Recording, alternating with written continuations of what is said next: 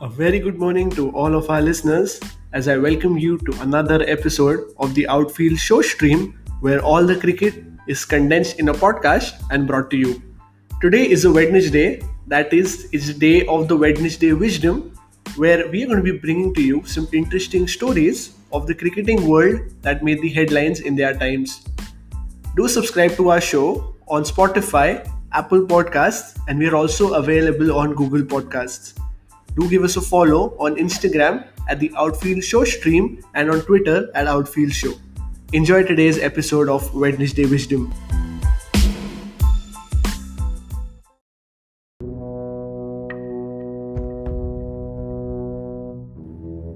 Sport is all about blood, sweat, and tears, and the series which we are going to be talking about in today's episode is the closest to that phrase.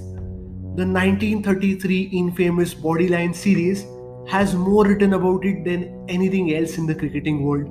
It is also called as the biggest controversy to have spawned the game.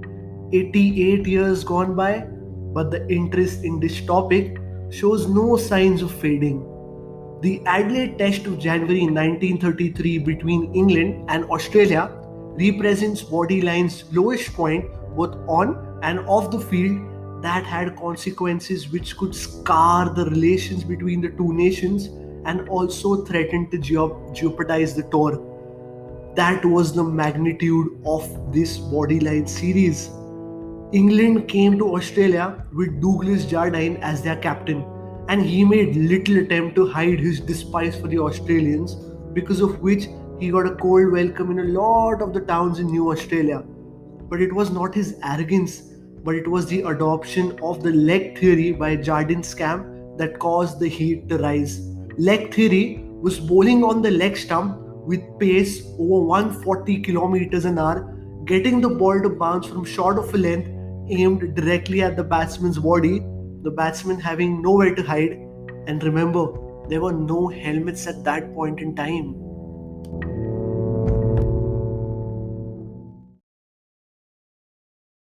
Faced with possibly Australia's strongest ever batting lineup, including Ponsford, Woodfull, McCabe and Don Bradman in full flow, England committed Harold Larwood, fast and accurate, to deliberately attack the batsman's body rather than the stumps. The Bodyline blitz brought the Ashes into England's keeping again by a margin of 4-1, but it left a very nasty taste. 18 months later, Bodyline was banned, Bradman was in full command, and for the next 20 years or so, England couldn't find a dominating pair of bowlers and they couldn't win a test series.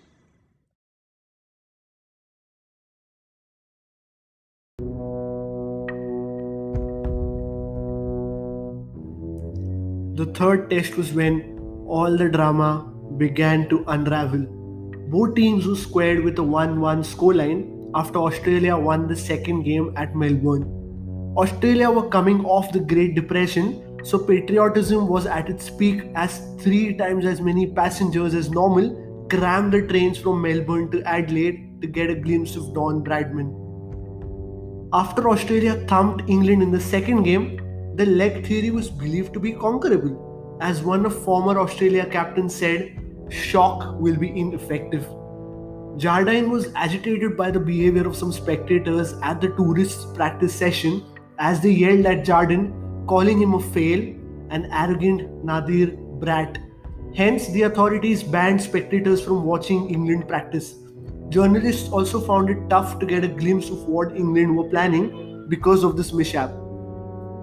Australia had the upper hand in the third game as they reduced England to a 30 for 4 on day 1, but tourists recovered to a below par 236 for 7.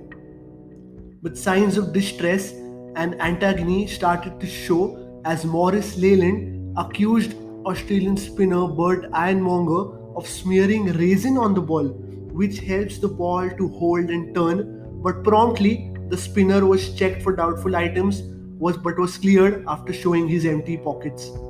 On the second day, a record 50,962 people crammed into the Adelaide Stadium, attracted by England struggling and the prospect of seeing Donald Bradman bat.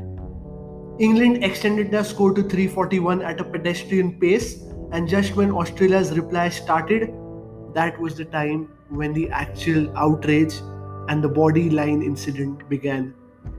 Harold Larwood and Gubby Allen opened the attack.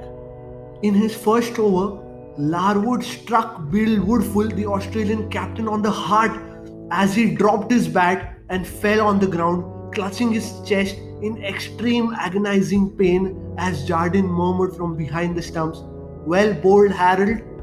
The crowd booed loudly, and Bradman on the other end, unsettled. As Larwood prepared to bowl the first ball of his next over, Jardine stopped him at the top of his run up and very deliberately and slowly switched the field for one to bodyline. A field where all the fielders were close to the bat on the leg side, some fielders in the deep as well, but only one or two fielders on the off side as they formed a ring indicating another raging delivery to be aimed at the body. The aggressive intent was clear and reaction from the crowd was close to furious. Jardine's behavior was later described by an Australian selector as the most unsportsmanlike act ever witnessed on an Australian cricket field. Larwood was booed throughout his overs as he kept aiming the body of Australians. Woodfull took another blow, his bat dropped, and now he gasped for air as the noise of the crowd became louder. Police surrounded the boundary edge as they feared an invasion. Lot of spectators had tears in their eyes after Bradman too departed off the short delivery, but Bill Ponsford took blows after blows on his body. He painfully let the ball hit him as he figured if he did not play with the bat, he would not get out. Remember those times? Didn't have helmets, another reminder. That was the courage the Australian batsman was showing to England's bodyline tactics.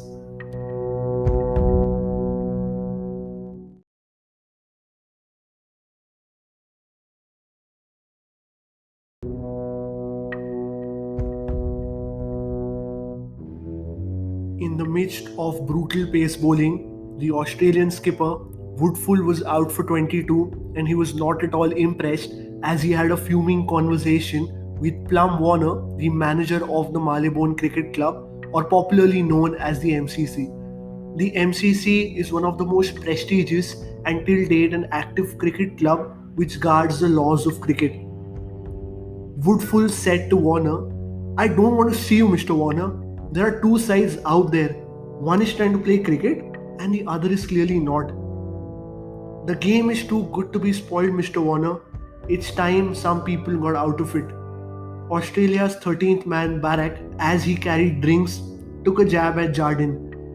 "Don't give him drinks, let the bastard die of thirst." This was the hatred the Australians were having for Jardine and the English tactics of bodyline. The day's close was near as an English fielder was said to have turned to George Haley, one of the umpires, and said, "George, if the crowd comes over the fence, leave me a stump." Haley said, "Not on your life, mister.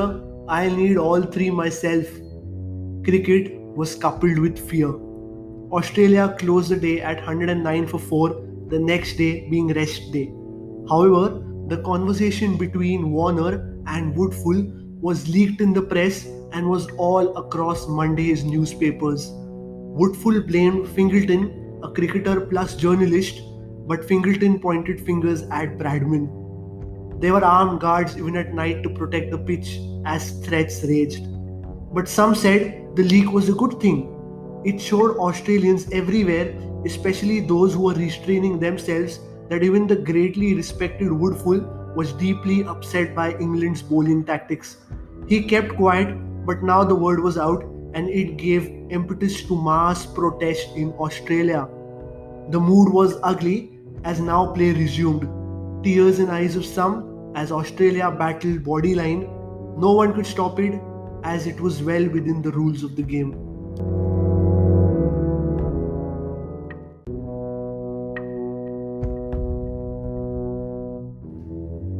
As play resumed after a day's break, things even got worse in the middle. In the afternoon, Harold Larwood again bowling to a conventional bodyline field, struck Australia's wicketkeeper batsman Bertie Oldfield a sickening blow. Caught in two minds on how to deal with the shortest ball, Oldfield top edged it onto his head, reeling away in pain before ultimately collapsing to the ground. There was blood all over as the blow had broken his skull, and Bertie left the field in agonizing pain. Larwood did apologize, but the crowd made its anger clear. There were mounted police everywhere trying to keep the crowd back, and had one jumped, the whole lot would have come over as a mob as they were all ready to lynch Jardine and his for his bodyline tactics. With the Australian innings all over the place, Jardine teased as he went in the outfield in the deep to field. He was greeted with orange peels and was hurled abuses at. England won the game by 338 runs, but their sportsmanship was questioned, and after this game, bodyline was banned. Harold Larwood surprisingly was only preserved in controversy as he broke down, picking up 33 wickets in the series, and he was never to be seen again as he never played for England. He was finally seen in 1950 when he ironically moved to Australia, receiving a warm welcome. A lot of people say he was made the scapegoat to England's bodyline tactics, and it was later found out that Badman was the one who leaked the news to the reporters, but no one to this date can confirm the same. Jardine, after the match, was at his arrogant best. He said, "Those of you who had seats got your money's worth, and then some. Thank you." What do you make of these tactics?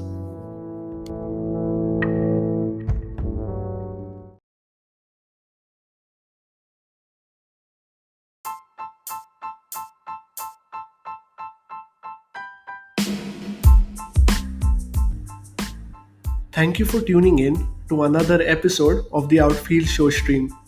Let us know your thoughts on the bodyline tactics used by England. Are you in the favor of these, or you have different thoughts? Let us know on our Twitter at Outfield Show, and see you tomorrow with an episode of Throwback Thursday. See ya.